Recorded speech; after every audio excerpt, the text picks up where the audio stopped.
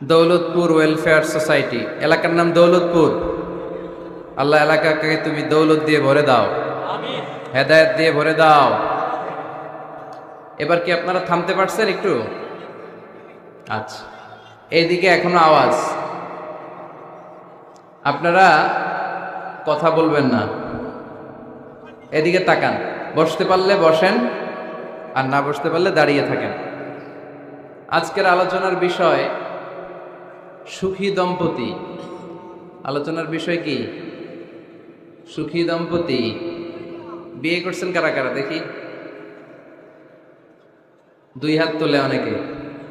নিয়ত ভালো না, আরেকটা ঘটাবে নাকি? খবর আছে? ভাবি সব মানলেও এটা মানবে না, ঠিক কিনা? আমাদের দেশের নারীরা ভালোবাসায় ভাগ বসাতে দিতে চায় না, সব মানে। সারাদিন এটা বুঝাবেন, বোঝানোর পরে বলবেন না, সবশেষে কি বলে? না। তো এই আলোচনাটা যারা বিয়ে করছেন রিসেন্ট তাদের কাজে লাগবে, আর যারা করেন নাই, করবেন, শীঘ্রই করবেন, এদেরও কাজে লাগবে। আর যারা মুরব্বী, অনেক অভিজ্ঞতা, ওনাদেরও কাজে লাগবে। ওনারা এটা শুনে নাতিনাত করতে শোনাতে পারবে, ঠিক কিনা? তাহলে কারোরই লস নাই। আলোচনাটা বলতে আমার 50 মিনিট থেকে 1 ঘন্টার সময় লাগবে। এই 1 ঘন্টা বা 50 মিনিট বসে থাকতে পারবেন যারা যারা, তারাই বসে থাকবেন। বাকিরা আপনাদের কাজ থাকলে, 1 নাম্বার থাকলে আস্তে আস্তে বেরোতে পারেন এখনই। যাদের 1 নাম্বার করা লাগবে, 1 নাম্বার বোঝেন? বোঝে নাই বোধহয়। 1 নাম্বার মানে কি? আচ্ছা, এইটা 1 নাম্বার, 2 নাম্বার, 3 নাম্বার যা লাগে। এই 50 মিনিট থেকে 1 ঘন্টার মধ্যে কেউ বেরোতে পারবে না। বের হইলে আমি ধরবো, এর আলোচনা থামাই, আপনারাও ধরবেন। পারা যাবে? কথা কয় না। যদি কারো এই 50 মিনিট থেকে 1 ঘন্টা 1 নাম্বার, 2 নাম্বার, 3 নাম্বার লাগে, এখনই চলে যান। যেহেতু আপনার ব্যস্ততা আছে, পেরেশানি আছে, কোনো অসুবিধা নেই, আস্তে আস্তে উঠে যান।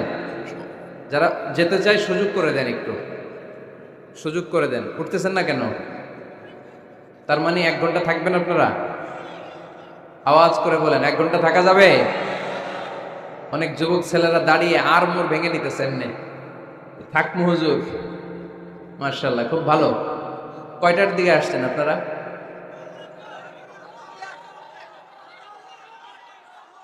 দুপুর 2টা। আরে কি কষ্ট হইতেছে এদের। তো এত ঘন্টা যেহেতু থাকলেন, 8 ঘন্টা 10 ঘন্টা, আর 1 ঘন্টা কি কোরবানি করা যাবে? উঠবেন না? না, আমি কিন্তু সুযোগ দিছি। এই 1 ঘন্টার মাঝখানে কেউ উঠতে পারবে না। আর মনে থাকবে? আওয়াজও করতে পারবে না। এদিকে কি কথা নাই? না, বসতে পারবে না, এরা দাঁড়ায় শুনবে। একেবারে চোখ। প্রতিটা মাহফিলে বিশৃঙ্খলা, কোথাও মন খুলে কথা বলতে পারি না। গেলেই এদিকে ধাক্কা ধাক্কি, মারামারি। প্রজেক্টরের জায়গায় প্রজেক্টর থাকে, সব আসে এদিকে। প্রজেক্টর দিয়া লাভ হয়েছে কি? প্রজেক্টর আছে, ওই যে দেখা যাচ্ছে কত সুন্দর, ওখানে যান। এখানে ধাক্কাধাক্কি করবেন না। ওখানেও লোক আছে আলহামদুলিল্লাহ, এরা ভালো মানুষ অনেক। ঠিক আছে, দৌলতপুরের ভাইয়েরা, আলোচনা শুরু হচ্ছে এখন।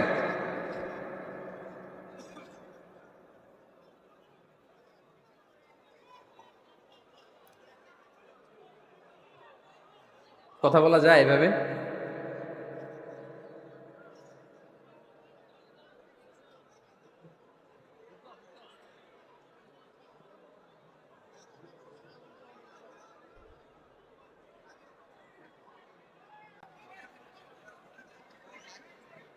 ব্যাস, আর আওয়াজ নাই। আলোচনার বিষয় সুখী দম্পতি। বিষয় কি? কথা বলে না।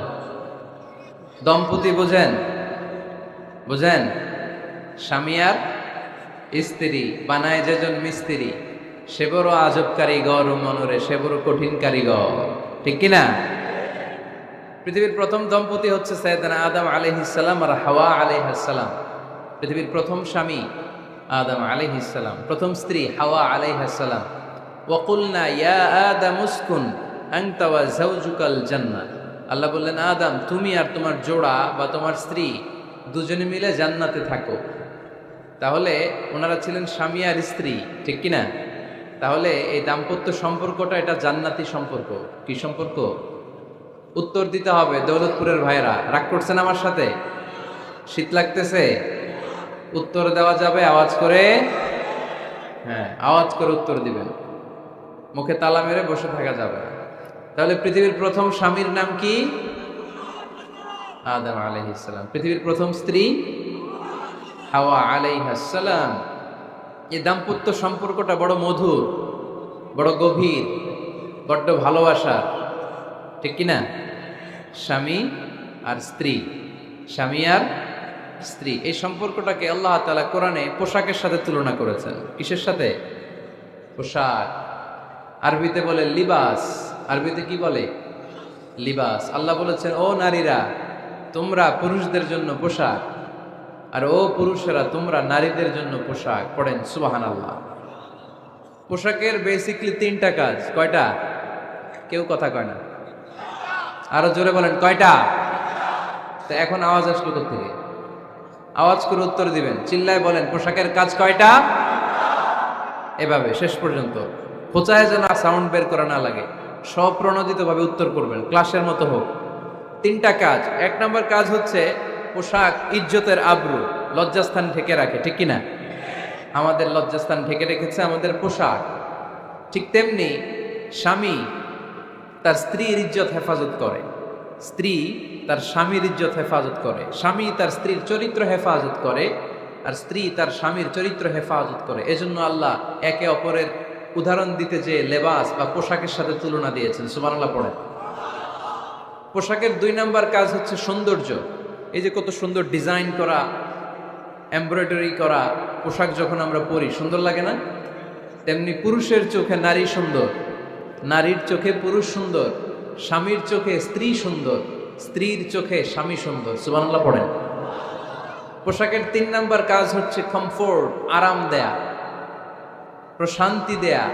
শীতকালে এই যে আমরা ব্লেজার পরেছি, জ্যাকেট পরেছি, অনেকে চাদর গায়ে দিয়েছেন, কেউ মাথায় রুমাল দিয়েছেন, কেউ গলায় মাফলার দিয়েছেন, একটা উষ্ণ উষ্ণ আরাম আছে না নাই? আবার গরমের কালে পাতলা সুতি কটনের কাপড় পরলে একটা আরাম আছে না নাই?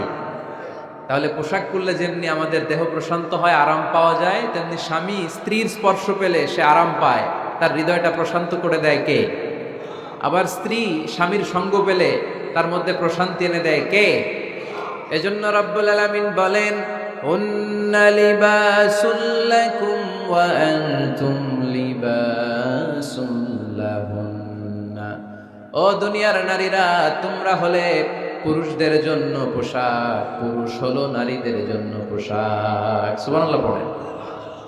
পোশাক যেমনি ইজ্জত আবরুর হেফাজত করে, তেমনি স্বামী স্ত্রী একে অপরের ইজ্জত হেফাজত করে। পোশাক যেমনি সৌন্দর্য বাড়ায়, স্বামীর চোখে স্ত্রী সুন্দর, স্ত্রীর চোখে স্বামী সুন্দর। পোশাক যেমনি আরাম দেয়, স্বামী তার স্ত্রীর স্পর্শ পেলে, স্ত্রী তার স্বামীর স্পর্শ পেলে হৃদয়ে প্রশান্তি অনুভব করে, ঠিক কিনা?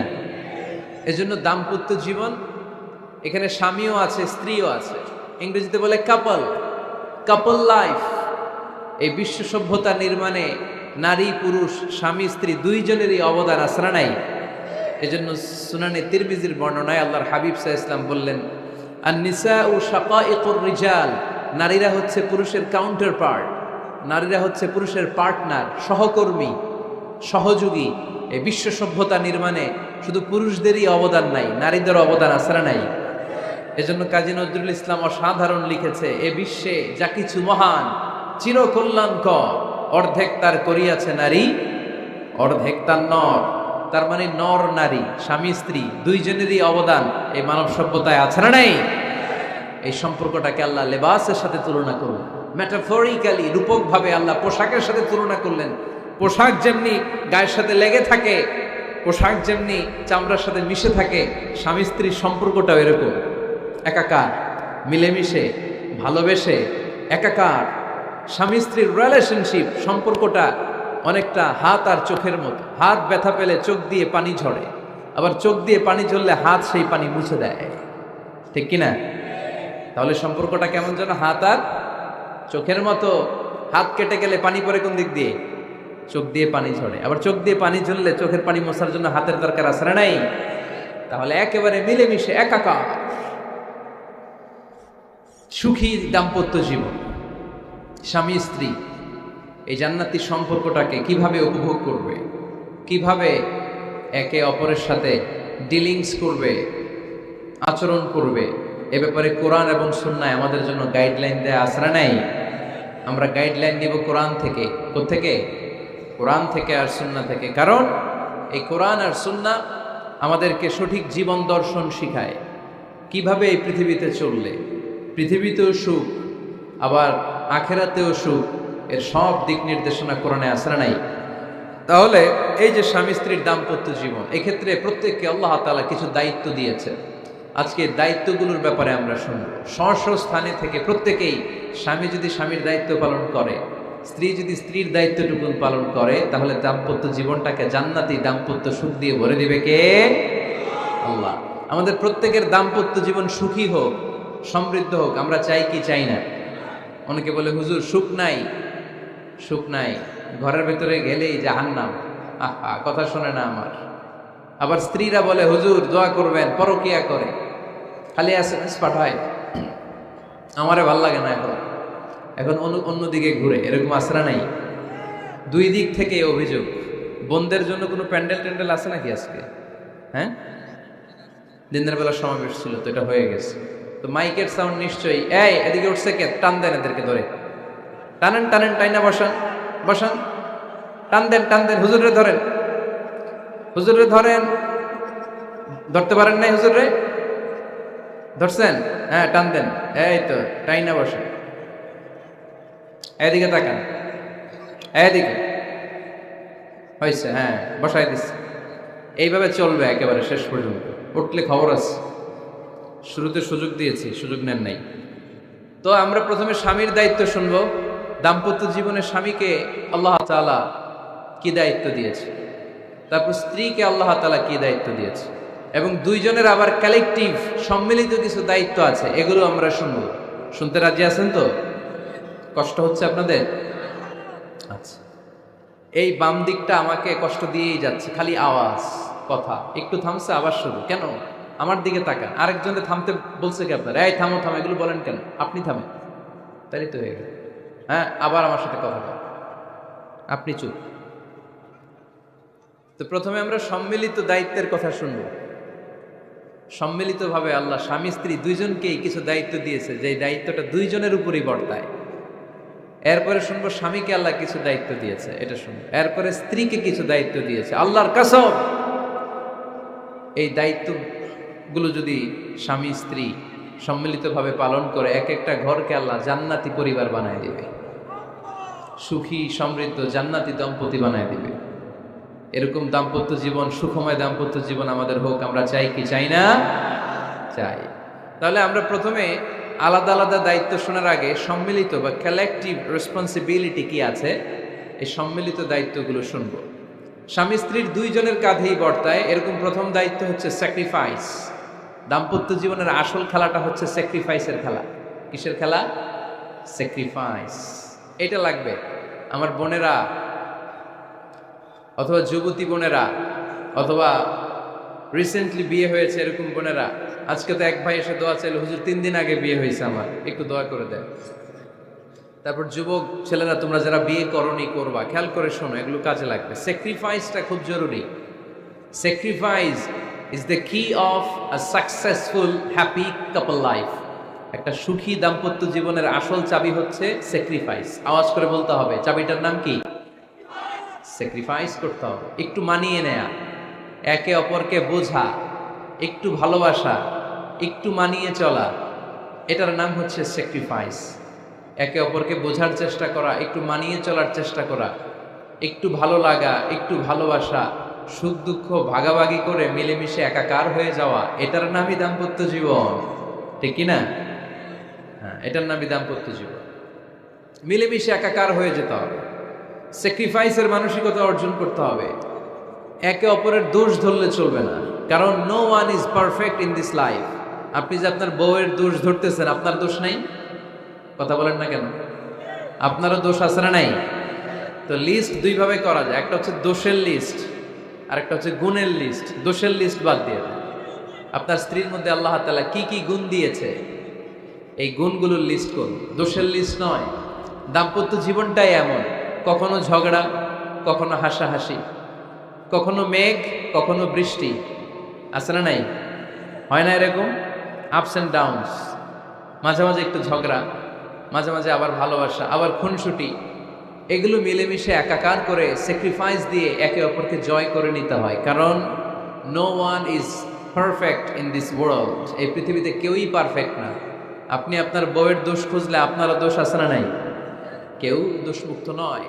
এজন্য দোষ না খুঁজে আমরা স্যাক্রিফাইস করব। দাম্পত্য জীবনের এটাকে সুখী সমৃদ্ধ করার 1 নাম্বার চাবিকাঠি হচ্ছে স্যাক্রিফাইস। এইদিকে কয়েকটা উঠছে, এগুলো টান দেন, বসান বসান বসান বসান।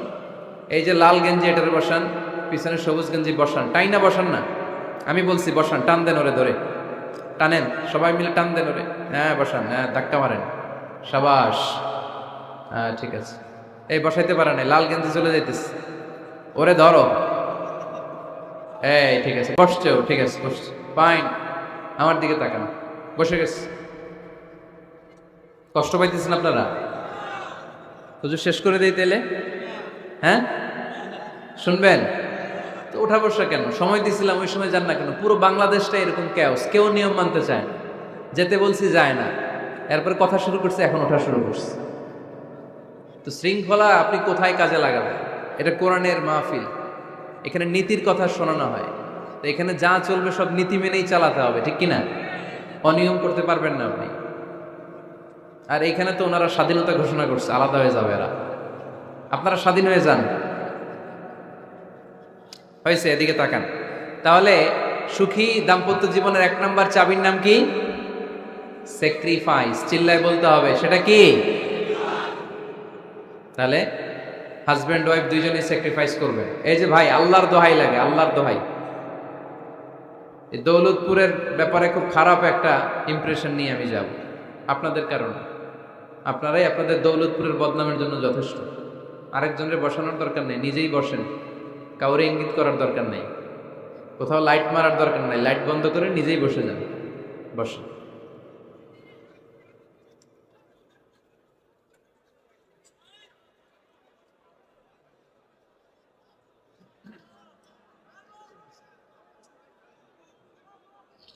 হ্যাঁ ঠিক আছে, এদিকে তাকান। দাম্পত্য জীবনকে সুখী করার 2 নাম্বার কালেকটিভ ফর্মুলা হচ্ছে ঝগড়া করা যাবে না। ঝগড়া আপনারা করেন নাকি ভাবির সাথে? ভাবির সাথে ঝগড়া করেন কে কে? দেখি হাত তোলেন।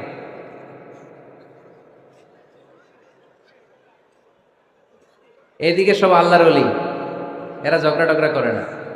আপনি করেন? এই সাহসী সন্তান আছে কিছু, মাশাআল্লাহ, ঠিক আছে, বেশি করেন না আবার।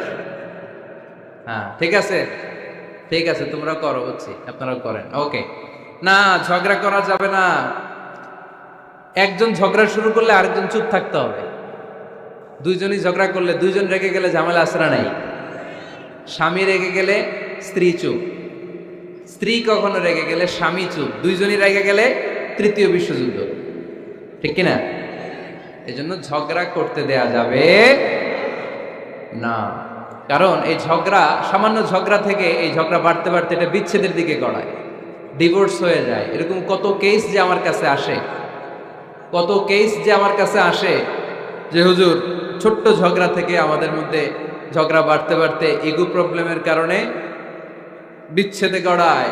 আর এই ঝগড়া একটু শুরু হলে ইবলিশ শয়তানের কাজ হচ্ছে পালে বাতাস দেয়। কি দেয়? পালে বাতাস পেলে এটা দাউ দাউ করে উঁচু হয়ে ওঠে। আগুনের মধ্যে যেমনি কেরোসিন ঢাললে দাউ দাউ করে জ্বলে, সামান্য ঝগড়ার ছুতা পেলে ইবলিশ শয়তান খালি দাউ দাউ করে এই ঝগড়ার আগুনকে জ্বালিয়ে দেয়, ঠিক কিনা? এই জন্য ঝগড়া করবেন না, মেহরবানি করে ঝগড়া শুরু করবেন না। যে কোনো মূল্যে এই ঝগড়াকে থামায় রাখতে হবে। তো ফ্যামিলিতে ঝগড়া অনেক সময় হয়ে যায়, কিন্তু একজন ঝগড়া করলে আরেকজন চুপ থাকতে হবে। ঝগড়া নিয়ে একটা মজার গল্প আছে, শুনবেন? বিশৃঙ্খলা করলে তো গল্প শোনানো যাবে না, একেবারে চুপ। আমার দিকে তাকান, তাকিয়েছেন? ঝগড়া নিয়ে যে গল্পটা, সেটা হচ্ছে এক স্বামী ওয়াজ শুনে বাড়িতে গেছে রাত 11টায়। তো বাড়ির কাছাকাছি যেতে না যেতে, স্ত্রীর আবার স্বভাব হচ্ছে রাতের খাবারটা স্বামীর সাথে একসাথে খায়, আলাদা খায় না। তো বাড়ির সামনে যেই স্বামী ফোন দিছে ওয়াইফকে, এই শুরু করার আগে দরজাটা খোলো, আমি চলে আসছি। তো ওয়াইফ এসে দরজা খুলে দিচ্ছে। এবার স্বামী ঘরে ঢুকে বলে, শুরু করার আগে রাতের খাবারটা দিয়ে দাও টেবিলে, খেয়ে ফেলি। স্ত্রী বেচারি ডাইনিং টেবিলে খাবার দিয়েছে, হাজব্যান্ড বেচারা ওয়াশরুম থেকে ফ্রেশ হয়ে ডাইনিং টেবিলে বসেছে, স্ত্রীও বসেছে। তো খুব বড্ড গরম। হাজব্যান্ড বলে, শুরু করার আগে ফ্যানটা ছাড়ো। এইবার তো স্ত্রী বেচারি রেগে মেগে আগুন, কি আসার পর থেকে শুরু করার আগে কি শুরু করার আগে? হাজব্যান্ড বলে, এই তো শুরু হয়ে গেল। মানে কি? ঝগড়া। মানে কি? ঝগড়া। প্রিয় ভাইয়েরা, ঝগড়া করবেন না। স্বামী রেগে গেলে স্ত্রী চুপ থাকবেন, স্ত্রী রেগে গেলে স্বামী চুপ থাকবেন। কারণ সহিহ মুসলিমে এসেছে, ইন্না ইবলিসা ইয়াদাউ আরশাহু আলাল মা। ইবলিস শয়তান তার সিংহাসন গেড়েছে সাগরের উপর। কোথায়? ইবলিসের সিংহাসন কোথায়? সাগরের উপর। সুম্মা ইয়াবআসু সারায়াহু, সে প্রতিদিন সকালবেলা তার সাঙ্গপাঙ্গরে গোটা পৃথিবীতে পাঠায়, যা পৃথিবীতে ফাসাদ সৃষ্টি কর। ইবলিস যখন সাঙ্গপাঙ্গদেরকে গোটা পৃথিবীতে ছড়িয়ে দেয়, সারাদিন ধোকা দেওয়ার পরে, ওয়াসওয়াসা দেওয়ার পরে, রাত্রিবেলা ইবলিসের কাছে ফিরে আসে, এসে বলে, ও ইবলিস, আমি আজকে আল্লাহর বান্দাদেরকে দিয়ে মিথ্যা কথা বলিয়েছি। ইবলিস বলে, এটা তো কোনো ব্যাপারই না, এগুলাই তো তোদের কাজ। আরেক শয়তান বলে, আমি ওজনে কম দিয়েছি একজনের মাধ্যমে বাজারে। ইবলিস বলে, এটাও তেমন বড় কোনো কাজ নয়। আরেকজন বলে, আমি সুদের ডিলিংস করিয়েছি। ইবলিস বলে, এটাও কোনো কাজ নয়। আরেক শয়তান বলে, আমি মদের আড্ডাখানায় নিয়ে মসজিদে যেতে নিয়েছিল, সেখান থেকে সরিয়ে মদের আড্ডাখানায় আল্লাহর বান্দাদেরকে নিয়েছি। ইবলিস বলে, এইটাও তেমন বড় কোনো কাজ নয়।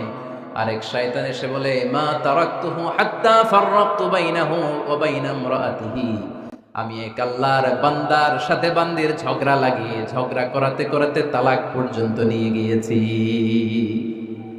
মা তারাকতুহু হাত্তা ফাররাকতু বাইনাহু ওয়া বাইনা ইমরাআতিহি, আমি এক ইমানদার পরিবারকে ধ্বংসের শেষ প্রান্তে নিয়ে গিয়েছি। সামান্য ঝগড়ার পরে আমি ওয়াসওয়াসা দিতে দিতে ঝগড়া বাড়াতে বাড়াতে তালাক পর্যন্ত নিয়েছি। ইবলিস বলে, শাবাশ, তুই তো কাজের মতো কাজ করেছিস, আমার কাছে আয়, আমার কাঁধে ওঠ। ইবলিস তখন ওই শয়তানকে কাঁধে নিয়ে নাচতে শুরু করে। নাউজুবিল্লাহ পড়বেন না? এজন্য ইমানদারদের সংসার ভেঙে খান খান হোক, এটা হলে ইবলিস খুশি। আর ইমানদারের পরিবার টিকে থাকলে আমার আল্লাহ খুশি। আমরা কার খুশি চাই? এজন্য শয়তানরে খুশি হতে দেওয়া যাবে না। ইমানদারদের পরিবারগুলো ঝগড়ার মাধ্যমে ভেঙে যাক, সব সময় শয়তানের মিশন এটা। আর ইমানদারদের পরিবারগুলো টিকে থাক, এটা আমার আল্লাহ সব সময় চায়। সুবহানাল্লাহ পড়েন। এজন্য দৌলতপুরের ভাইরা, ঝগড়া করবেন না। ঝগড়া কিন্তু নবী রাসূলদের পরিবারেও ছিল, আল্লাহ রাসূল সাল্লাল্লাহু আলাইহি ওয়াসাল্লামের পরিবারেও ঝগড়া ছিল। এটা স্বাভাবিক, দাম্পত্য জীবনের খুব সিম্পল ইস্যু। একজন রাগ করলে আরেকজন থেমে যাবে। পারবেন? কি হলো, পারবেন না? আল্লাহর হাবিব সাল্লাল্লাহু আলাইহি ওয়াসাল্লামের সাথে আম্মা জান আয়েশার ঝগড়া হতো। মজার একটা হাদিস শুনে, সহিহ বুখারীর হাদিস, মুসনাদে আহমদ ইবনে হাম্বলও এসেছে এই হাদিসটা। আম্মা জান আয়েশার সাথে ঝগড়ার পর আম্মা জান আয়েশাও রাগ, আল্লাহ রাসূল সাল্লাল্লাহু আলাইহি ওয়াসাল্লামও রাগ। এখন রাগ মেটানোর দরকার আছে না নাই? আল্লাহ রাসূল সাল্লাল্লাহু আলাইহি ওয়াসাল্লাম বললেন, আয়েশা চলো মিটমাট করে ফেলি। সুবহানাল্লাহ কইবেন না? চলো মিটমাট করি। তো কারে ডাকবো মিটমাটের জন্য? ওমর রে ডাকি। আম্মা জান আয়েশা বলে, না, ওমর গলিব, ওমর খুব মেজাজওয়ালা, আমার ডর লাগে। তোমার আব্বারে ডাকি। আব্বারে ডাকেন। আব্বারে ডাকেন। খুশি হয়ে গেছেন আম্মা জান আয়েশা রাদিয়াল্লাহু আনহা। আবু বকর রাদিয়াল্লাহু চলে আসলেন, দাঁড়ালেন। এবার বিষ্ণু ইসা ইসলাম বললেন, তাতাকাল্লিমিন আও আতাকাল্লাম, কি ঘটছে আমাদের মাঝে, তুমি বলবা না আমি বলবো? আম্মা জান আয়েশা বললেন, তাতাকাল্লামু আনতা ওয়ালা তাকুল ইল্লা হাক্কান, আপনিই বলেন, তবে সত্য ছাড়া মিথ্যা বলেন না। আবু বকর রাদিয়াল্লাহু তাআলা আনহু শুনে রেগে গেলেন, কি এ কেমন কথা তোমার? নবীকে উদ্দেশ্য করে তুমি বলছো সত্য ছাড়া মিথ্যা বলবেন না, নবী কখনো মিথ্যা বলবে নাকি? রেগে মেয়ের গায়ে মেরেছে এক চোর খেয়ে আম্মা জান আয়েশা উল্টে পড়ে গেলেন। সাইয়েদনা আবু বকর রাদিয়াল্লাহু তাআলা আনহু রেগে গড়গড় করতে লাগলেন, আবার মারার জন্য উদ্যত হলেন। আম্মা জান আয়েশা রাদিয়াল্লাহু তাআলা আনহু বাঁচার জন্য এবার বিশ্বনবীর পিছনে যে আশ্রয় নিলেন। সুবহানাল্লাহ পড়বেন না? বিশ্বনবী সাইয়েদনা আবু বকরের সামনে দুই হাত মেলে ভেবে দাঁড়িয়ে গেলেন। আল্লাহর হাবিব যখন আম্মা জান আয়েশাকে বাঁচানোর জন্য দুই হাত উঁচু করে দাঁড়িয়ে গেলেন, সাইয়েদনা আবু বকর থেমে গেলেন। সাইয়েদনা আবু বকর এই পরিস্থিতি দেখে ঘর থেকে বের হয়ে ঘরের বাইরে দাঁড়ালেন। এবার আল্লাহর রাসূল সাল্লাল্লাহু আলাইহি ওয়াসাল্লাম আম্মা জান আয়েশাকে তুললেন, বললেন, ইয়া আয়েশা কাইফা রাআইতিনি আনকাসতুকি মিনার রাজুল, দেখলা নাকি কেমন করে আমি তোমার বাবার হাত থেকে তোমারে বাঁচালাম। আজকে আমি যদি সামনে দাঁড়িয়ে না বাঁচাতাম, তোমার বাবা তোমারে একেবারে মেরেই ফেলতো। সুবহানাল্লাহ পড়ে। দেখছো আয়েশা, আমি বাঁচাইলাম তোমারে, আমার সাথে ঝগড়া করো, আমি বাঁচাইলাম। এই কথা শুনে আম্মা জান আয়েশা রাদিয়াল্লাহু তাআলা লজ্জায় পড়ে হেসে দিলেন। সুবহানাল্লাহ পড়বেন না? এত আস্তে সুবহানাল্লাহ। লজ্জায় হেসে দিলেন। বিশ্বনবী সাল্লাল্লাহু আলাইহি ওয়াসাল্লাম এবার হেসে দিলেন। দুইজনের হাসাহাসি শুনে বাইরে থেকে আবু বকর রাদিয়াল্লাহু তাআলা আনহু হাসির আওয়াজ শুনে অবাক, কিরে এতক্ষণ যুদ্ধ এখন আবার হাসি কেন? হাসে দেখার জন্য সাইয়েদনা আবু বকর রাদিয়াল্লাহু তাআলা আনহু ঘরের ভেতরে ঢুকলেন। ঢুকে দেখেন আম্মা জান আয়েশাও হাসে, বিশ্বনবীও হাসে, সাইয়েদনা আবু বকরও হেসে দিলেন। আরশের উপর থেকে খুশি হয়ে গেলেন কে? এবার সাইয়েদনা আবু বকর বলেন, ইয়া রাসূলুল্লাহ, ইয়া হাবিবাল্লাহ, আশরিকানি ফি সিলমিকুমা কামা আশরাকতুমানি ফি হারবিকুমা। নবী গো, আপনাদের দুইজনের মধ্যে যুদ্ধ লাগলে যেমনি মিটমাট করার জন্য আপনি আমারে ডাকেন, আপনাদের এই আনন্দ ঘন মুহূর্তগুলোতে শরীক হওয়ার জন্য মাঝে মাঝে আমারে ডাকেন। সুবহানাল্লাহ পড়েন। আপনাদের মধ্যে যুদ্ধ লাগলে সন্ধি করার জন্য যেমনি আমারে ডাকেন, আপনারা যখন আনন্দ ঘন পরিবেশে এরকম খুনসুটি করেন, হাসাহাসিতে মেতে ওঠেন, তখন একটু আমারে রাখেন। সুবহানাল্লাহ পড়বেন না? দেখেন আল্লাহ রাসূল সাল্লাল্লাহু আলাইহি ওয়াসাল্লাম পৃথিবীর সবচেয়ে শ্রেষ্ঠতম মানুষ। উনাদের পরিবারেও ঝগড়া হতো, কিন্তু এই ঝগড়া কোনোদিন তালাক পর্যন্ত গিয়েছে? কথা বলেন না কেন? আল্লাহর হাবিব সাল্লাল্লাহু আলাইহি ওয়াসাল্লাম তার কোন স্ত্রীকে তালাক দিয়েছেন? প্রায় আম্মা জান আয়েশার সাথে রাগারাগি হতো। আল্লাহর হাবিব সাল্লাল্লাহু আলাইহি ওয়াসাল্লাম বলতেন, আয়েশা কখন তুমি রেগে থাকো সেটাও আমি জানি, কখন তুমি আমার উপর খুশি থাকো সেটাও আমি জানি। ইয়া আয়েশা ইন্নী লা আ'লামু ইযা কুনতি আন্নী রাদিয়া ওয়া ইযা কুনতি আলাইয়া গাদবা। আয়েশা কখন রেগে থাকো তাও বুঝি, কখন খুশি থাকো তাও বুঝি। আম্মা জান আয়েশা বললেন, ইয়া রাসূলুল্লাহ কেমনে বোঝেন? বিশ্বনবী বললেন, তোমার দোয়ার বাক্যগুলো শুনো বুঝি। যখন তুমি আমার উপরে খুশি থাকো তখন দোয়ার সময় তুমি এভাবে বলো, ওয়া রাব্বি মুহাম্মদ, ও মুহাম্মাদের রব, আপনি আমাদের সব গুনাহ মাফ করে দেন। আর যখন তুমি আমার উপর রেগে থাকো তখন তুমি মুনাজাতের সময় বলো, ওয়া রাব্বি ইব্রাহিম, ইব্রাহিমের রব, আপনি আমাদেরকে ক্ষমা করে দেন। তার মানে যখন তুমি রেগে থাকো তখন দোয়ার সময় আমার নামটা মুখে নিতে চাও না। সুবহানাল্লাহ পড়েন। তখন তুমি দোয়ার সময় অন্য নবীর নাম নাও। আম্মা জান আয়েশা বললেন, ইয়া রাসূলুল্লাহ মা আহাজুরু ইল্লা ইসমাক, আমি তো শুধু নামটাই সরাই, আমার মুখ থেকে কেবল আপনার নামটাই সরায় রাখি, আমার হৃদয় থেকে কখনো আপনারে সরাতে পারি না। আমার হৃদয় জুড়ে আপনি, মা আহাজুরু ইল্লা ইসমাক, নবী হে, আমি শুধু দোয়ার সময় রাগের মাথায় আপনার নামটা বাদ দেই, হৃদয় থেকে তো আপনারে বাদ দিতে পারি না। সুবহানাল্লাহ বলবেন না? তার মানে নবীদের ফ্যামিলি তো ঝগড়া এগুলো হতো, কিন্তু এটা তালাক পর্যন্ত গড়াতো না, ঠিক কিনা? তাহলে এখন থেকে আমাদের এই স্লোগান নিতে হবে যে ঝগড়া করলেও আমরা ডিভোর্সের দিকে যাব না। পারা যাবে? আর একজন রেগে গেলে আরেকজনকে চুপ থাকতে হবে। ভাবি রেগে গেলে আপনি চুপ, পারবেন? পারবেন না? ইনশাআল্লাহ। এই যারা বিয়ে করে না এরা ইনশাআল্লাহ, আর বাকিরা চুপচাপ। আওয়াজ করে পড়েন না ইনশাআল্লাহ। তাহলে প্রথমে স্যাক্রিফাইস, তারপর ঝগড়া করা যাবে না। 3 নাম্বার, দাম্পত্য জীবনের কোনো গোপন কথা অন্যের কাছে শেয়ার করা যাবে না। হাদিসে এসেছে, এটাকে বলা হয়েছে আ'যামুল আমানা, এটা সবচেয়ে বড় আমানত। যারা দাম্পত্য জীবনের একান্ত বিষয় কারোর সাথে শেয়ার করে তারা সবচেয়ে বড় কবিরা গুনাহ করে। আশারুন নাস বলেছেন বিশ্বনবী এদেরকে, সবচেয়ে নিকৃষ্ট মানুষ।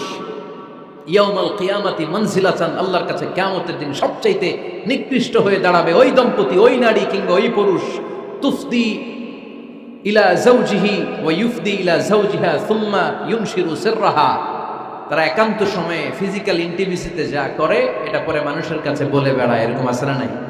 খবরদার, এটা বড় কবিরা গুনাহ। অনেক বোনরা একসাথে হলে দাম্পত্য জীবনের বিভিন্ন গোপন বিষয় নিয়ে কথা বলে, আছে না নাই? অনেক পুরুষরা একে অপরের সাথে, বন্ধুদের সাথে বিভিন্ন বিষয় নিয়ে শেয়ার করে, এটা এমন ওইটা এমন, এগুলো বলা যাবে?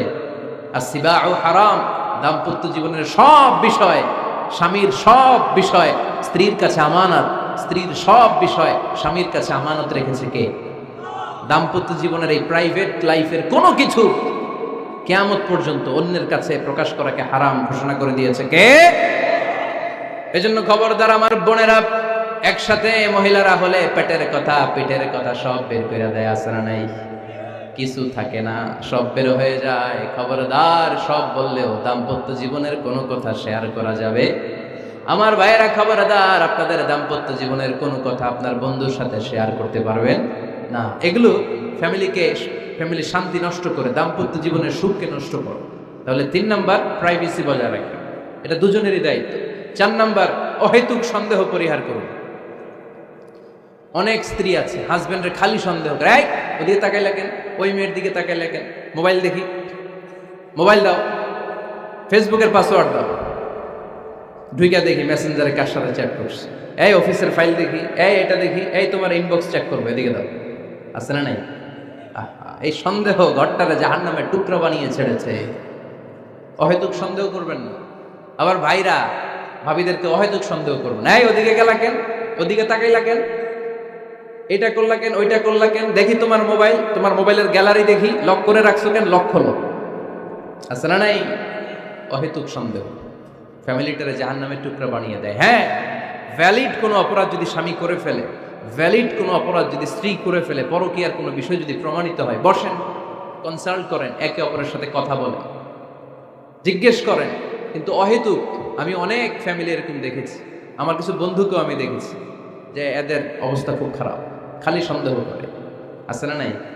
এই সন্দেহের রোগটা বড় রোগ, এই রোগ থেকে বেরিয়ে আসতে হবে। অহেতুক সন্দেহ করা যাবে না। 5 নাম্বার, হাজব্যান্ড ওয়াইফের দায়িত্ব হচ্ছে একে অপরের সহযোগী হতে হবে, সহকর্মী।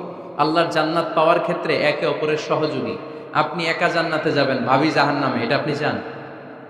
জি না, আওয়াজ নাই আমগো গলায়। আপনি এটা চান? ভাবি একা জান্নাতে যাবে, আপনি যাবেন না, এটা ভাবি চায়? চায় না। তাহলে গেলে একসাথেই যান না, একসাথেই যান, একসাথেই যাবেন, আলাদা না।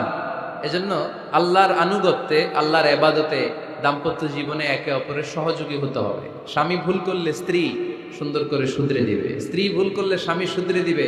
ফজরের সময় স্ত্রী হাজবেন্ডকে ডেকে দিবে, উঠতে না চাইলে ঠান্ডা পানির ছিটা দিবে। কারণ জান্নাতে একা যাওয়া যাবে না, গেলে দুইজনেই যাব। কথা কয় না? দুইজনেই জান্নাতে যাওয়ার দরকার আছে না নাই? যত বেশি আপনারা আল্লাহর আনুগত্যে আগাতে পারবেন, তত আপনাদের মহাব্বত বাড়াই দিবে কে?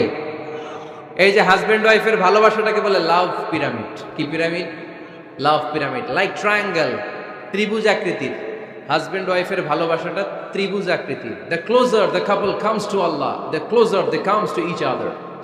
হাজবেন্ড ওয়াইফ যত বেশি আল্লাহর কাছে যাবে, তারা নিজেরাও নিজেদের তত কাছে যাবে।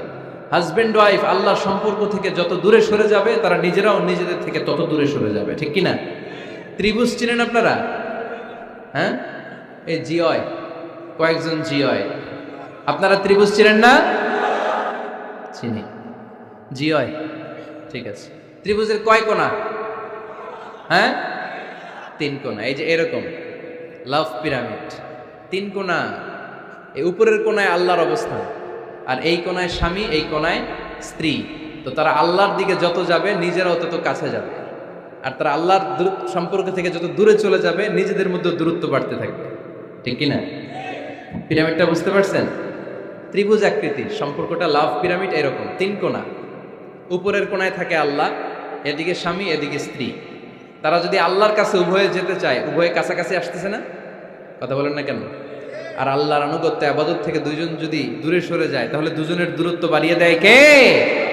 এজন্য স্বামী হবে স্ত্রীর সহযোগী, সহকর্মী। নামাজের সময় একে অপরকে ডেকে দিবেন, মোবাইলে অ্যালার্ম দিয়ে রাখবেন।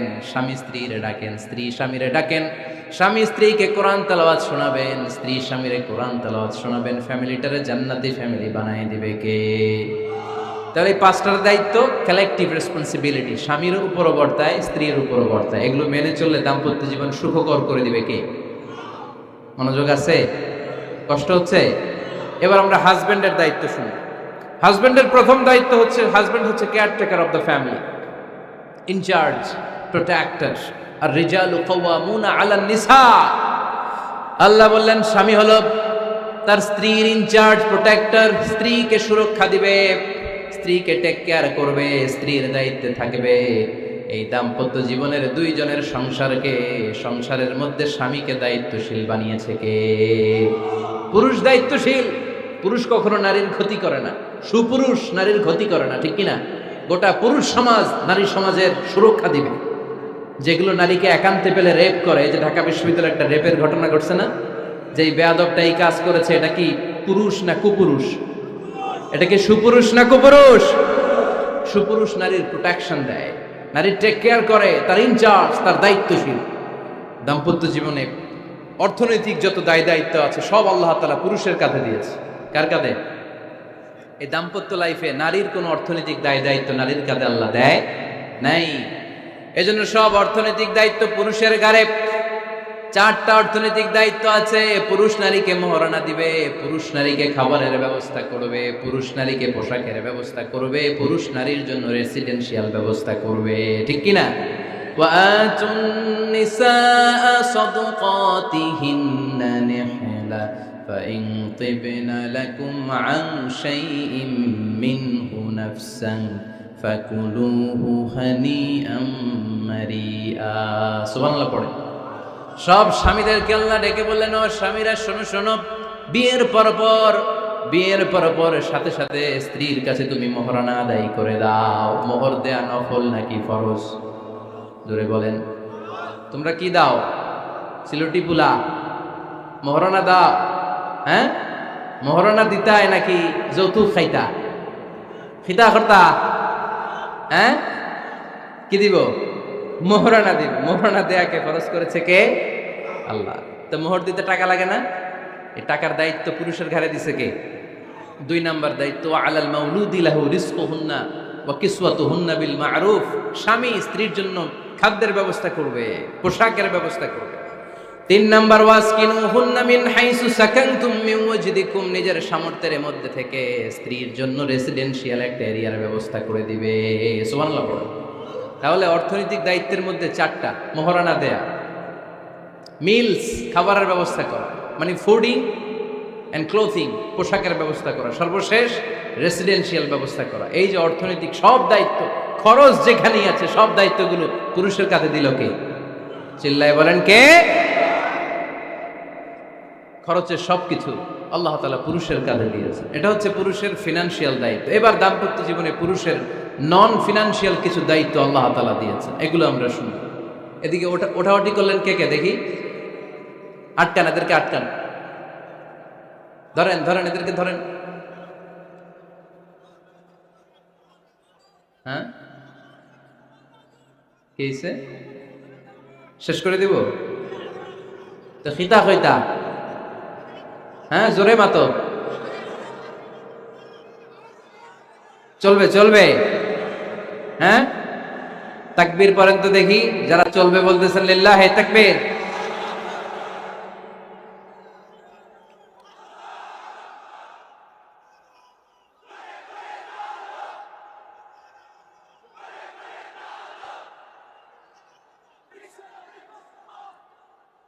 মাশাআল্লাহ মাশাআল্লাহ। এবার দাম্পত্য জীবনে নন ফিনান্সিয়াল পুরুষের যে দায়িত্ব আছে সেটা আমরা শুনবো। 1 নাম্বার দায়িত্ব হচ্ছে, স্বামীর উচিত স্ত্রীর সাথে ভালো আচরণ করা। ভালো আচরণ করেন তো আপনারা? জি হয়।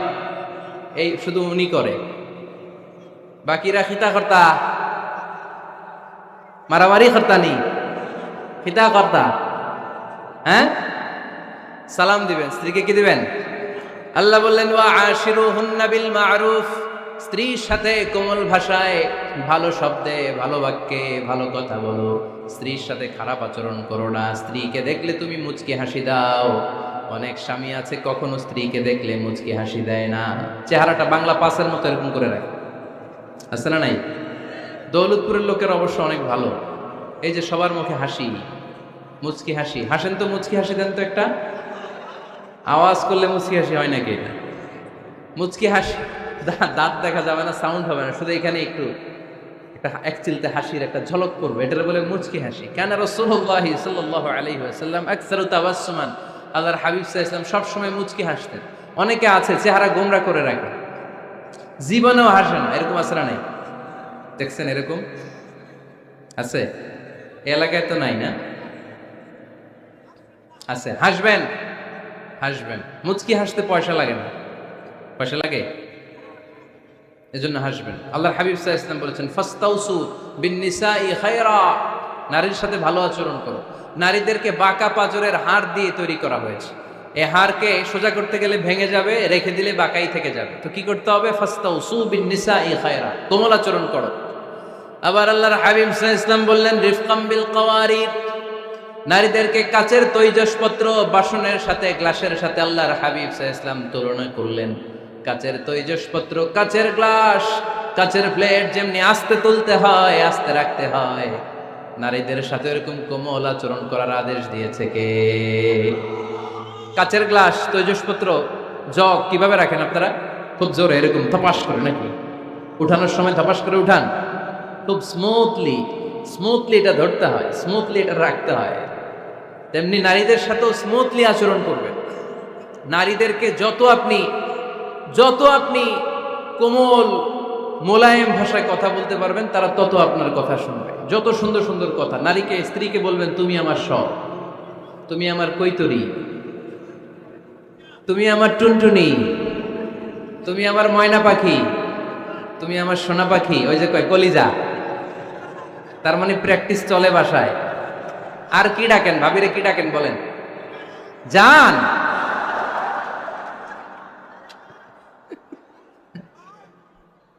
জান ডাকেন। আর ভাবি কি ডাকে আপনাদেরকে? বাবু। কি ডাকে?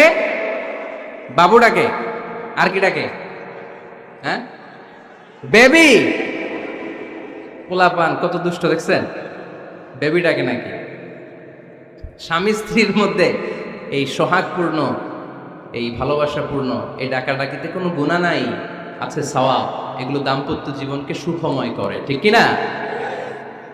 তাহলে স্ত্রীদের সাথে কোমল আচরণ করতে হবে, 1 নাম্বার দায়িত্ব। 2 নাম্বার দায়িত্ব, স্ত্রীর সেক্সুয়াল ডিজায়ারকে ফুলফিল করতে হবে। সেনসিটিভ, যেগুলো ব্যাখ্যা করে বোঝানো কঠিন। আপনারা বুঝবেন যারা ম্যাচিউরড, মোর দেন 18 ইয়ার্স, যারা 18+ যাদের বয়স, সেক্সুয়াল ডিজায়ার ফুলফিল করা হাদিসে এসেছে, এটা স্বামীর দায়িত্ব। ফিজিক্যাল ইন্টিমেসির সময় নিজের ডিজায়ার ফুলফিল হলেই কুইট না করা, সময় দেয়া, এটা আবশ্যক। এই বিষয়েও প্রত্যেক স্বামীর খেয়াল রাখা দরকার। সংক্ষেপে শেষ করে দিলাম। 3 নাম্বার, স্ত্রীর ব্যক্তিগত বৈধ কাজে স্বাধীনতা দিতে হবে স্বামীর। অনেক স্বামী এই ছোট্ট বিষয় নিয়ে মারামারি লাগায় ফেলে ঘরে। স্ত্রীর ব্যক্তিগত বৈধ যে চয়েস, এটাতে আপনি স্বাধীনতা দিবেন। স্ত্রীর মনে চায় রান্না বান্না শিখতে, আপনি বললেন তুমি কম্পিউটার শিখো, কিলাকিলি আছে না নাই? স্ত্রীর মনে চায় কাঁথা সেলাই শিখতে, নকশি কাঁথা, আপনি বললেন না তুমি ল্যাঙ্গুয়েজ শিখো, ঝামেলা আছে না নাই? না, আপনার স্ত্রী আর একটা ইন্ডিভিজুয়াল, প্রত্যেকের আলাদা ব্যক্তিগত রুচি, চাহিদা, মতামতের গুরুত্ব আছে না নাই? এজন্য প্রত্যেক স্বামীর উচিত স্ত্রীর বৈধ ব্যক্তিগত যে কাজ, অবৈধগুলা না। আবার স্ত্রী বলল যে জি বাংলা দেখবো, তুমি একটা টিভি নিয়ে আসো, আনা যাবে? কথা বলেন। স্ত্রী বলল চলো পহেলা বৈশাখে আমরা নাচানাচি করব, তুমি আর আমি মিলে, এটা মানা যাবে না। স্ত্রীর ব্যক্তিগত বৈধ কাজের স্বাধীনতা দেয়া। আম্মা জান আয়েশা রাদিয়াল্লাহু তাআলা আনহা বলেন, ওয়া কানা লি সাওয়াহিবু ইয়ালআবনা মাই, বুখারীর বর্ণনা। আমি যখন আল্লাহর হাবিব সাল্লাল্লাহু আলাইহি ওয়াসাল্লামের বাড়িতে বউ হয়ে আসলাম, আমার কিছু খেলার সাথী ছিল। আমি কাপড় দিয়ে পুতুল বানাতাম আর ঘোড়া বানাতাম, এগুলো দিয়ে খেলতাম। আমার সাথীরা আসলে রাসূল সাল্লাল্লাহু আলাইহি ওয়াসাল্লাম ঘরের পর্দা নামিয়ে দিয়ে আমার জন্য ঘরটা ছেড়ে দিত। সুবহানাল্লাহ কইতে পারলেন না? আল্লাহর হাবিব সাল্লাল্লাহু আলাইহি ওয়াসাল্লাম কখনো বলতেন না আয়েশা তোমার বান্ধবীরা যেন ঘরে না আসে, কখনো বলতেন না আয়েশা আমি নবী মানুষ, তুমি নবীর বউ, তুমি কেন পুতুল দিয়ে খেলো, তুমি যেন কাপড় দিয়ে পুতুল বানাও, কেন ঘোড়া বানাও, এগুলো বন্ধ করো। কোনদিন বিশ্বনবী আম্মা জান আয়েশা রাদিয়াল্লাহু তাআলা আনহার পুতুল খেলায় বাদ সাধেন নাই, সাথীদের সাথে খেলাধুলায় কখনো বাধা দেন নাই। সুবহানাল্লাহ পড়েন। ছোট্ট মেয়েদের জন্য কাপড়ের পুতুল দিয়ে খেলাধুলা করা এটা জায়েজ, কারণ ছোট্ট মেয়েরা দেখবেন পুতুল বানায়, এটার দুধ খাওয়ায়, এটার জন্য রান্না করে, এটার গোসল করায়। এটাকে ছোট্ট মেয়েদের জন্য পুতুল খেলা জায়েজ রাখা হয়েছে এজন্য, কারণ তারাই কিছুদিন হবে এই প্রজন্মের মা। তাদের সন্তানদেরকে কেমন করে লালন পালন করবে তার একটা প্র্যাকটিস খেলার ছলেই ছোটবেলায় হয়ে যায়। সুবহানাল্লাহ পড়েন। এজন্য 3 নম্বর দায়িত্ব স্ত্রীর ব্যক্তিগত হালাল যে কাজগুলো আছে তার ব্যক্তিগত এই ভালো কাজগুলোতে আপনার স্বাধীনতা দিতে হবে, বাধা দেয়া যাবে না। 4 নম্বর দায়িত্ব স্ত্রীর প্রশংসা করবেন। কি করবেন? প্রশংসা। আমরা খালি দোষ খুঁজি, তোমার রান্না ভালো না, তোমার চেহারা ভালো না, তোমার বাপ ভালো না, তোর মা ভালো না, তোর 14 গোষ্ঠী খারাপ, আছে না নাই? তো এই বেডি আপনার ভালোবাসবে? এই বেডি তো আজীবন আপনার বদনাম করবে, ঠিক কি না? কোনোদিন তারে আপনি প্রশংসা করলেন না, প্রশংসা করবেন। স্ত্রীর চেহারার প্রশংসা করেন, যে তুমি সুন্দর, তুমি সুন্দরী, এরকম বলেন, খুশি হবে না? হ্যাঁ, তুমি সুন্দর তাই চেয়ে থাকি, সে কি মোর অপরাধ? কোনো অপরাধ নাই, ইচ্ছা মতো গাইতে থাকেন স্ত্রীর শানে গান, সব আছে না নাই? তবে শুধু স্ত্রীকে শোনানো যাবে, ভাবিরে শোনানো যাবে, শালীরে শোনানো যাবে, পাশের বাড়ির কাউরে শোনানো যাবে? দেখেন ইসলাম কত চেক এন্ড ব্যালেন্স। স্ত্রীকে আপনি গান শোনান, কোনো গুনাহ নাই, আছে শুধু সওয়াব। তাহলে 4 নম্বর পয়েন্ট হচ্ছে এপ্রিসিয়েশন।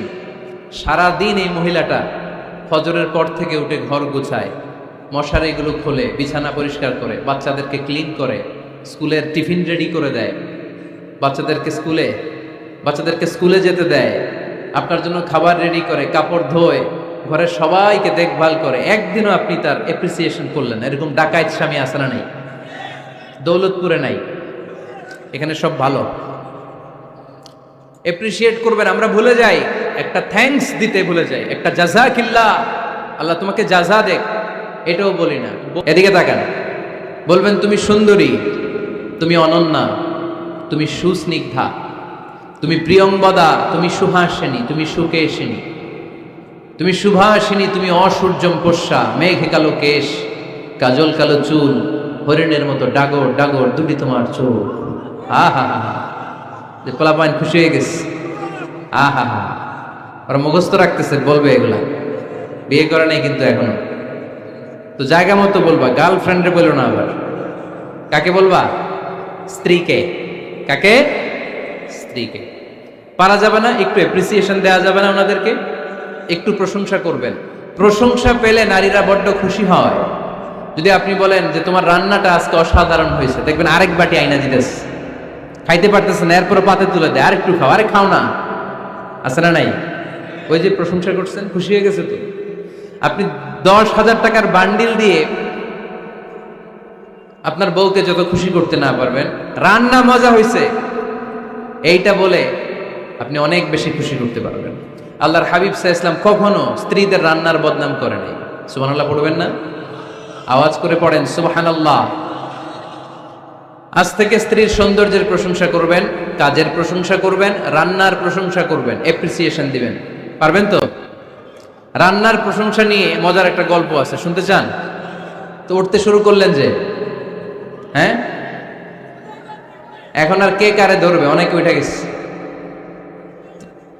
2টার দিকে যারা বসা, প্রায় আমার মাহফিলগুলোতে এই সমস্যা হয়। গাইবান্ধাতে আমি গেলাম, জিজ্ঞেস করলাম কখন আসছেন? ফজর পরে আসছেন। তো ফজর পরে আসছেন, এত আগে আসছেন কেন? জায়গা পাবো না, এই জন্য। লক্ষ লক্ষ মানুষ, কে কাকে নিয়ন্ত্রণ করবে? লক্ষ লক্ষ মানুষ। আমার জীবনে এত বড় প্যান্ডেল আমি কথা বলি নাই। এরা সকাল থেকে বসে আছে, পেশাব আটকে রাখছে, এটা ক্ষতিকর না? এরা আজহারিকে দেখার পরে এরপরে ওঠা আরম্ভ করছে, দেখাইছি, কয় দেখে গেছি হুজুর, এরপরে চলে যাচ্ছে। তা আপনাদেরও কি অবস্থা এরকম? হ্যাঁ, আচ্ছা ঠিক আছে। তো রান্নার প্রশংসা নিয়ে যে মজার গল্পটা আপনাদের শোনাতে চাই, এদিকে তাকান, মনোযোগী হন। আমার ওয়াজ শুনে এক লোক মনে মনে নিয়ত করছে যে আইরে, জীবনে তো রান্নার প্রশংসা করলাম না, আজকে রান্নার প্রশংসা করব। তো মাহফিল শেষে বাসায় গেছে, স্ত্রী তাকে খাবার দিয়েছে, স্বামী খাবার খায় আর মিটি মিটি হাসে। স্ত্রী বলে, এই মাহফিল শুনে আসছো, রাত বাজে 12টা, খাচ্ছ ভালো কথা, হাসো কেন? তো স্বামী বলে, হাসি এর কারণ হচ্ছে তোমার রান্নাটা আজকে এত মজা হয়েছে না, জীবনে, আজকে বাড়াই বাড়াই পেতেছে, তো জীবনে এত মজার রান্না খাই নাই। রান্না মজা হয়েছে শুই না। স্ত্রী তো রেগে গেছে, কি গত 10 বছর ধরে তোমারে রান্না করে খাওয়াই, একদিনও রান্নার প্রশংসা করলা না। আর আজকে পাশের ঘরের ভাবি একটু গরুর গোশতের তরকারি পাঠাইছিল বাটিতে করে, পাশের ঘরের ভাবি একটু আমাদের বাড়িতে তরকারি পাঠাইছিল, তো ওই তরকারি দিয়েই তোমাকে খাবার দিছি। আজকে আর রান্না টান্না আমি করি নাই। তো ওই বেটির রান্না তোমার এত ভাল লাগছে, এই 10 বছরে একদিনও কইলা না, আজকে এটা কইলা। খাও খাও, তোমার মজার খাওয়া, আর রান্ধুন না। তো প্রশংসা করলে বুঝে শুনে করবেন, একটু এনশিওর হবেন যে রান্নাটা করছিল কে। তা না হইলে কিন্তু ঘরে চুলায় আগুন জ্বলবে না, টানা রোজা রাখা লাগবে, ঠিক কিনা? তো 4 নাম্বার গেল এপ্রিসিয়েশন, একটু এপ্রিসিয়েশন দিবেন। আল্লাহর হাবিব সব সময় স্ত্রীদের প্রশংসা করতেন। সেই বুখারীর বর্ণনা, আল্লাহর হাবিব বলেন, ইন্না ফাদলা আয়েশা আলান নিসা কাফাদলি সারিদ আলা সাইরিত তাআম। আরব ভূখণ্ডের মধ্যে সব খাবারের উপরে সারিদ খাবার যেমনি সেরা, দুনিয়ার সব নারীদের মধ্যে আমার আয়েশা তেমনি সেরা। সারিদ একটা খাবার আছে। আমি যখন মিশরে পড়তাম আল আজহার ইউনিভার্সিটিতে, আমাদের ইউনিভার্সিটিতে সরকারের পক্ষ থেকে সরকারিভাবে খাবার দেয়া হতো। আমাদের খাবারের খরচ বহন করতেন ওমানের সুলতান কাবুস। এই গত 3-4 দিন আগে ইন্তেকাল করেছেন। নাম শুনছেন আপনারা? প্রায় 40 বছরেরও বেশি মনে হয়, 45 বছর বা 50 বছরের লম্বা সময় উনি ওমানের প্রেসিডেন্ট ছিলেন। উনি আমাদের খাবারের খরচটা বহন করতেন। কিছুদিন আগে ইন্তেকাল করেছেন। আমরা ওনার জন্য দোয়া করি, আল্লাহ তাআলা এই সুলতান কাবুসের জীবনের গুনাহগুলো মাফ করে নিক, ওনার সমস্ত খেদমত আল্লাহ কবুল করে নিক। তো আমাদের আল আজহার ইউনিভার্সিটির হোস্টেলে ঈদের দিন একটা খাবার দিত, এটার নাম ছিল সারিদ। রুটি আর গোশত এগুলোকে ম্যাশড করে একটা স্তর বানাতো, এটা কেটে কেটে আমাদেরকে দিত। এটাকে বলে সারিদ। আরব দেশে সবচেয়ে দামি খাবার। আমাদের দেশে যেমনি পোলাও, গরুর রেজালা, রোস্ট, এগুলো খুব উন্নত খাবার ধরা হয়, বিয়েতে সার্ভ করা হয়। আরব দেশে ওইটাকে বলে সারিদ, শ্রেষ্ঠ খাবার। আল্লাহর হাবিব বললেন, সব খাবারের মধ্যে যেমনি সারিদ সেরা, নারীকুলের মধ্যে তেমনি আমার আয়েশা সেরা। দেখেন কেমনে এপ্রিসিয়েট করতেন। আম্মা জান আয়েশাকে তিনি সব সময় আদর করে হামায়রা বলে ডাকতেন। হামায়রা মানে লাল সুন্দরী বউ। কি সুন্দরী? আম্মা জান আয়েশা রেগে গেলে গাল দুটো আনার ফলের মতো লাল হয়ে যেত, এজন্য ডাকতেন, ও আমার লাল সুন্দরী বউ। সুবহানাল্লাহ কইতে পারলেন না? আবার আম্মা জান খাদিজাতুল কুবরা তাহেরা রাদিয়াল্লাহু তাআলা আনহার ব্যাপারে বলতেন, ইন্নী ক্বাদ রুজিকতু হুব্বাহা। সহিহ মুসলিমের বর্ণনায় তিনি বলতেন, খাদিজার ভালোবাসা আল্লাহ তাআলা আমার হৃদয়ে রিজিক হিসেবে দিয়েছে। আওয়াজ করে পড়েন আল্লাহু আকবার। তো এইজন্য এপ্রিসিয়েট করবেন। 5 নাম্বার হচ্ছে আপনার ভালোবাসা স্ত্রীকে প্রকাশ করুন। এক ছাদের নিচে আজীবন বসবাস, 20 বছর হয়ে গেছে এদের সংসার, একদিনও মুখ ফুটে বলতে পারে নাই তোমারে ভালোবাসি। পারছেন? হ্যাঁ, কে কে পারছেন? দেখে হাত তুলেন। হাত অর্ধেক তুলে আবার নামায়, ভেজাল আছে, ঠিক কিনা? ভালোবাসি বলছিলেন? কারে বলছিলেন? ভাবিকে না গার্লফ্রেন্ডকে? হ্যাঁ, স্ত্রীকে বলবেন। নিজের স্ত্রীকে বলবেন আই লাভ ইউ। কি বলবেন? কথা বুঝে না বোধহয়। কি বলবেন? সবাই বলেন। কি বলবেন? মুরব্বী একজনও কয় না, কয় এতদিন কইছি না, অহনো কমো না। বলবেন, ভালোবাসা প্রকাশ করবেন। স্ত্রীরা এটা খুব চায়, স্বামীর পক্ষ থেকে এই খুনসুটিগুলো খুব পছন্দ করে। আপনি আজকে যে বলেন, দেখবেন ফ্যামিলির সুখ বাড়তে শুরু করছে। সুনানে তিরমিজির বর্ণনা দেখেন, বিশ্বনবী যে আই লাভ ইউ বলতো, তার দলিল শুনেন। সাহাবারা জিজ্ঞেস করলেন, ইয়া রাসূলুল্লাহ, মান আহাব্বুন নাসি ইলাইক, ও নবী কারে সবচেয়ে বেশি ভালোবাসেন? Who do you love the most? নবী কাকে সবচেয়ে বেশি লাভ করেন আপনি? সাহাবারা প্রশ্ন করলেন, ইয়া রাসূলুল্লাহ কাকে লাভ করেন বেশি? আল্লাহর হাবিব সাল্লাল্লাহু আলাইহি ওয়াসাল্লাম বললেন, আয়েশা, আয়েশা রে। সুবহানাল্লাহ কইবেন না? সাহাবারা বললেন, ওমিনার রিজাল, পুরুষদের মধ্যে কারে বেশি পছন্দ করেন? বিশ্বনবী বললেন, আবুহা, আয়েশার বাবারে। সাইয়েদনা আয়েশা রাদিয়াল্লাহু তাআলা আনহার বাবার নাম কি? আবু বকর। কি নাম? আবু বকর। আল্লাহর হাবিব সাল্লাল্লাহু আলাইহি ওয়াসাল্লাম বললেন, সবচেয়ে বেশি লাভ করি আয়েশাকে। সাহাবারা বললেন, ওমিনার রিজাল, পুরুষদের মধ্যে কারে বেশি লাভ করেন? আল্লাহর হাবিব সাল্লাল্লাহু আলাইহি ওয়াসাল্লাম বলেন আয়েশার বাবারে। সুবহানাল্লাহ পড়েন। আম্মা জান আয়েশাকে বিশ্বনবী এত ভালোবাসতেন, আম্মা জান আয়েশা পেয়ালার যেইখানে ঠোঁট লাগিয়ে দুধ পান করতেন, বিশ্বনবী পেয়ালার ওই জায়গাটা খুঁজে খুঁজে ওই জায়গায় ঠোঁট লাগিয়ে দুধ পান করতেন। আম্মা জান আয়েশা রাদিয়াল্লাহু তাআলা না গোশত খেয়ে হাড্ডি চষে হাড্ডিটা রেখে দিলে বিশ্বনবী আম্মা জান আয়েশার চষা হাড্ডিটা মুখে নিয়ে আবার চষতে শুরু করে দিতেন। পড়েন সুবহানাল্লাহ। দুইজন একসাথে এক বালতি থেকে পানি নিয়ে গোসল করতেন। পড়েন আল্লাহু আকবার। তাহলে এভাবে ভালোবাসা প্রকাশ করতে পারবেন তো? 6 নাম্বার স্বামীর দায়িত্ব হচ্ছে গৃহস্থলী ছোটখাটো যে কাজ আছে এই কাজগুলোতে হেল্প করা। আমরা অনেক সময় এগুলোর লজ্জা মনে করি। আল্লাহর হাবিব সাল্লাল্লাহু আলাইহি ওয়াসাল্লাম আমাদের মডেল। আল্লাহর হাবিব সাল্লাল্লাহু আলাইহি ওয়াসাল্লাম ঘরের কাজে সাহায্য করতেন। আপনারা এইভাবে ওঠা শুরু করলেন? হ্যাঁ, বউকা বসেন বসেন বসেন, শেষ করে দিচ্ছি আর 10 মিনিট, বসেন। আল্লাহর হাবিব সাল্লাল্লাহু আলাইহি সাল্লাম ঘরের কাজে সাহায্য করতেন। আপনারা ঘরের কাজে সাহায্য করেন তো? আম্মা জান আয়েশা বলেন বিশ্বনবী নিজ হাতে জুতা সেলাই করেছেন, নিজ হাতে জামা সেলাই করেছেন। মুসনাদে আহমদ ইবনে হাম্বলের বর্ণনা, আল্লাহর রাসূল সাল্লাল্লাহু আলাইহি ওয়াসাল্লাম দুধ খেতে মন চাইলে নিজ হাতে ছাগলের দুধ দহন করেছেন। সুবহানাল্লাহ। নিজে আটার খামির বানাতেন, আম্মা জান আয়েশা চুলায় সেকা দিতেন। আবার আম্মা জান আয়েশা রাদিয়াল্লাহু তাআলা আনহা আটার খামির বানাতেন, বিশ্বনবী এটা চুলায় সেকা দিতেন। সুবহানাল্লাহ পড়ে। দুধ খেতে চাইলে নিজ হাতে বিশ্বনবী ছাগির ওলান থেকে দুধ দহন করে আম্মা জান আয়েশার কাছে এনে দিয়ে দিতেন। সুবহানাল্লাহ পড়ে। তাহলে ঘরের কাজে সহায়তা করবেন, ঘরের কাজে সহায়তা। 7 নাম্বার হালাল এন্টারটেইনমেন্ট, হালাল বিনোদন, এটা ইসলাম জায়েজ রেখেছে। অনেকে আমরা বিনোদনটাকে হারাম মনে করি, এরকম আছে না নাই? হ্যাঁ, বিনোদন 2 ধরনের, একটা হারাম এন্টারটেইনমেন্ট আর একটা হচ্ছে হালাল এন্টারটেইনমেন্ট। আম্মা জান আয়েশা রাদিয়াল্লাহু তাআলা আনহাকে নিয়ে মরুভূমিতে দৌড়াদৌড়ি করতেন। ভাবির সাথে দৌড়াদৌড়ি করছেন কারা কারা? দেখি হাত তোলেন। হ্যাঁ, দৌড়াদৌড়ি করছেন কোথায়? যৌতুকের লাগে হেতের দৌড়াইছেন? হেতি বাসাল্লাই দিছে দৌড়, এই দৌড়াদৌড়ি না। আম্মা জান আয়েশা রাদিয়াল্লাহু তাআলা আনহার সাথে বিশ্বনবী মরুভূমিতে দৌড়াদৌড়ি করেছেন। বলেছেন আয়েশা দেখো কে কার আগে ওই খেজুর বাগান ধরতে পারে, তুমি আগে না আমি আগে। একবার বিশ্বনবী জিতলেন, তার 7 বছর পরে প্রথমে আম্মা জান আয়েশা রাদিয়াল্লাহু তাআলা আনহা ওই দৌড়ে জিতলেন। তার 7 বছর পরে বিশ্বনবী জিতে আম্মা জান আয়েশাকে হারায় দিলেন। পড়েন সুবহানাল্লাহ। ঈদের দিন আম্মা জান আয়েশাকে হাবাসি সাহাবাদের তীর আর বল্লম দিয়ে যে খেলা চলতে এই খেলা দেখাতেন। সুবহানাল্লাহ পড়েন। বিশ্বনবী খেলা দেখাতেন আম্মা জান আয়েশাকে। এই হচ্ছে স্বামীর দায়িত্ব। হালাল এন্টারটেইনমেন্ট আপনি করতে পারবেন।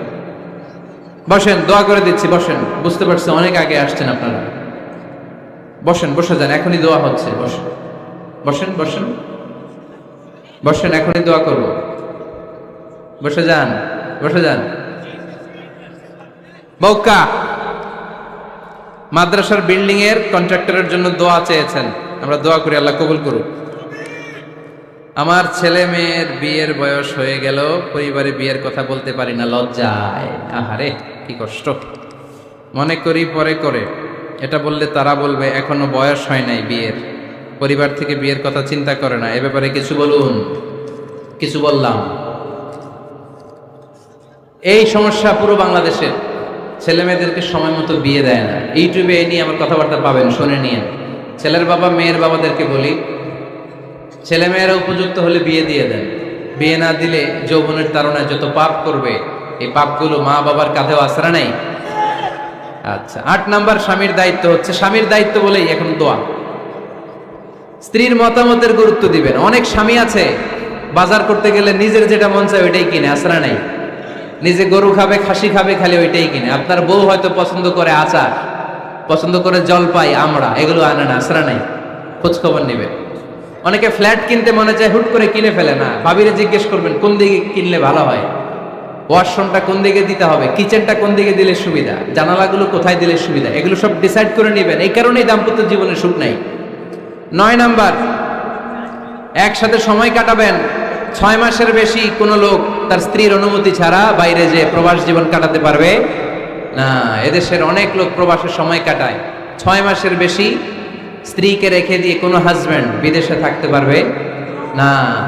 সিলেটিরা লন্ডনে থাকে, 6 মাস পরেই আসতে হবে, ঠিক কিনা? সর্বশেষ কথা হচ্ছে,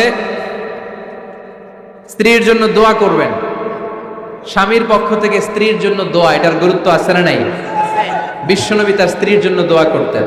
স্ত্রীর জন্য দোয়া করবেন, রব্বানা হাব লানা মিন আজওয়াজিনা ওয়া যুররিয়াতিনা কুররাতা আ'য়ুন ওয়াজআলনা লিল মুত্তাকিনা ইমামা। ও আল্লাহ, আমার স্ত্রীদেরকে, আমার সন্তানদেরকে আমার চক্ষু শীতলকারী বানিয়ে দেন। পড়েন আমিন। আল্লাহ আমার স্ত্রীকে এমন বানান, স্ত্রীকে দেখলেই যেন আমার হৃদয়টা প্রশান্ত হয়, আমার চোখ যেন জুড়িয়ে যায়। এই 10টা দায়িত্ব স্বামীর সুখী দাম্পত্য জীবনের জন্য। স্ত্রীর দায়িত্ব আজকে বলার সুযোগ হলো না, অন্য কোথাও অন্য কোনো মাহফিলে এই বিষয় নিয়ে আলোচনা করব যে একটা সুখী দাম্পত্য জীবনের জন্য স্ত্রীকে আল্লাহ কি দায়িত্ব দিয়েছে। এই দায়িত্বগুলো আপনারা ইউটিউব থেকে শুনে নেবেন। আপনারা সবাই ভালো থাকুন, সুস্থ থাকুন, সুন্দর থাকুন।